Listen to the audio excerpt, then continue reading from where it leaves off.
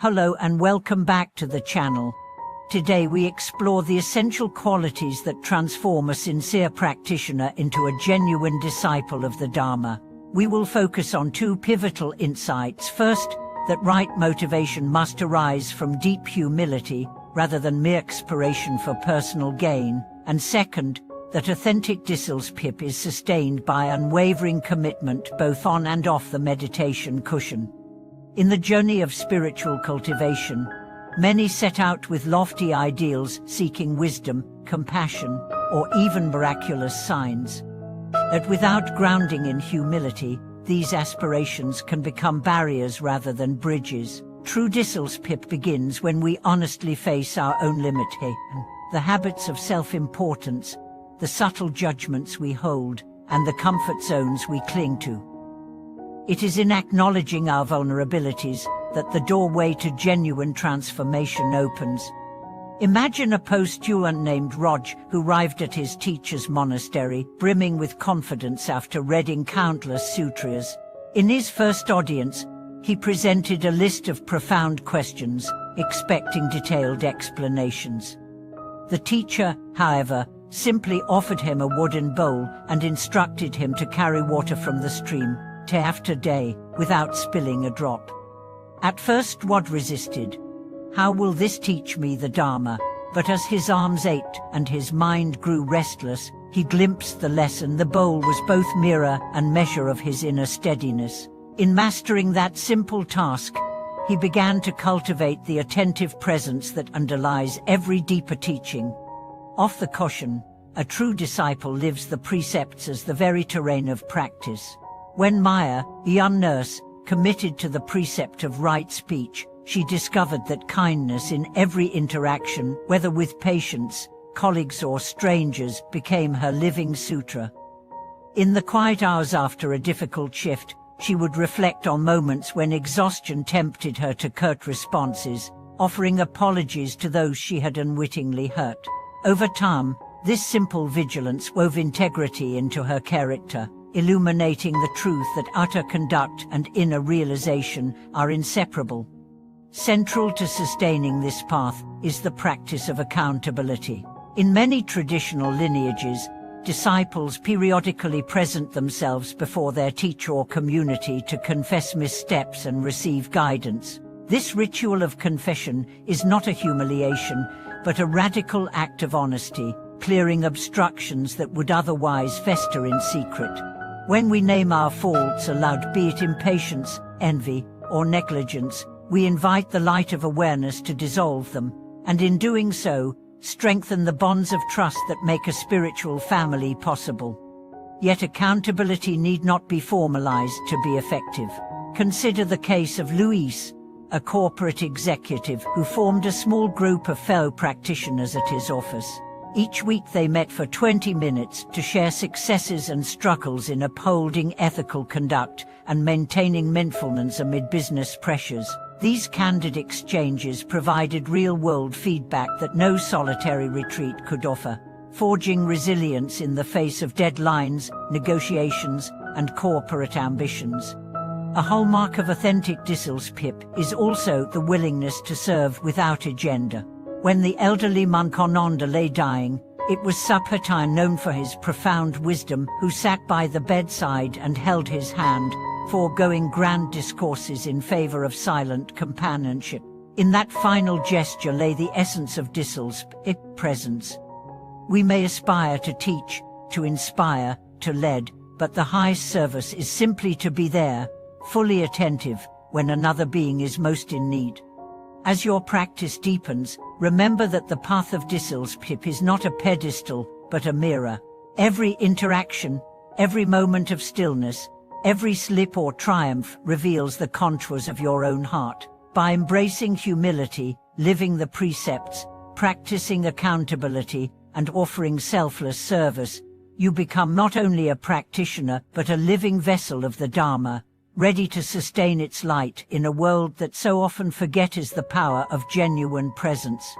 Continuing our exploration of what truly matters in becoming a genuine disciple, we turn now to the lived experiences of modern practitioners who have woven the four pillars: faith, understanding, conduct, and realization into every fiber of their daily lives. Take, for instance, Drive Liu Ming X1, a Beijing University scholar, who once measured his spiritual progress by the number of recitations he posted online. When a comment dismissing his practice as a mere self-entertainment shook his confidence, she realized that genuine faith must manifest beyond digital applause. One afternoon on the subway, he witnessed a disabled rider being mocked. Without hesitation, Liu jumped off the train, supported the man back onto his seat, and silently dedicated the merit of that simple act to the welfare of all beings. It was in that moment, far from lecture halls or social media feeds, that he felt his faith crystallize into compassionate action, anchoring his resolve to serve rather than be served. Similarly, Mr. Zhu, a manager in a fast-paced tech firm, discovered that right conduct in the workplace could become a powerful field of cultivation. Instead of succumbing to the survival of the fittest mentality, he instituted a weekly ritual. Before their Monday stand-up meeting, the team would pause, recite the name of Avalokitesvarabodhistoffer 3 times, and dedicate the meeting's success to the benefit of all involved. Though some colleagues initially saw it as eccentric, they soon experienced a palpable shift. Decisions were made with greater empathy, conflicts resolved with genuine concern, and morale soared even under tight deadlines. In this way, Zhu's steadfast commitment to non-harming and equanimity under pressure exemplified how upholding precepts at work becomes an inseparable facet of dispeleevil. Beyond individual efforts, the strength of a spiritual family amplifies each member's commitment.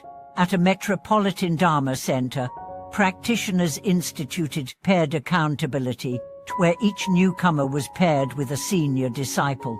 They exchanged weekly reflections on both successes and obstacles, whether it was impatience when stuck in traffic or resentment after a harsh email.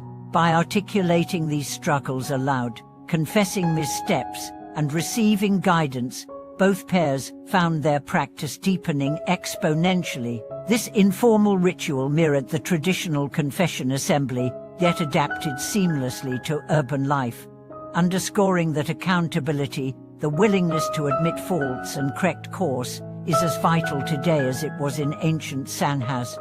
True dispeleevil also demands the courage to face death with compassion. In Nanjing, volunteers from a hospital's Buddhist association began offering round-the-clock bedside chanting for terminal patients and their families. As the Buddha taught, to hold life and death lightly is the highest form of service. These volunteers found that in witnessing the dying process without fear, their own attachments loosened. Families reported that hearing the steady cadence of the Buddha's name brought them profound solace, often more so than clinical interventions.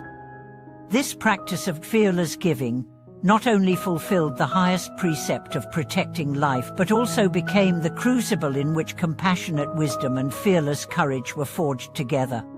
Finally, in our globalized world, a true disciple transcends cultural and geographic boundaries. In several Western universities, courses on Buddhism and psychology now invite students to engage in 8-week contemplative practices alongside their academic studies. One psychology major, initially skeptical, found that pairing mindfulness exercises with clinical theory not only enriched his research but transformed his personal life. He reported reduced anxiety, improved relationships, and a budding desire to share his journey with others. Through cross-cultural dialogue and embodied practice, these programs demonstrate that the right causes of dispeleevil, sincere refuge, diligent study, ethical conduct, compassionate service, skillful means, and fearless generosity are universal keys that unlock the door to genuine transformation, regardless of one's background. In weaving together these stories from subway platforms and corporate boardrooms to hospital wards and university classrooms, we see that what matters most in becoming a true disciple is not the grandeur of one's vows, but the authenticity of one's heart. When faith deepens into understanding, when understanding ripens into right conduct, when conduct blossoms into compassionate service, and when service stands fearless before life's ultimate moment, the disciple's path is complete. Thank you for watching this video.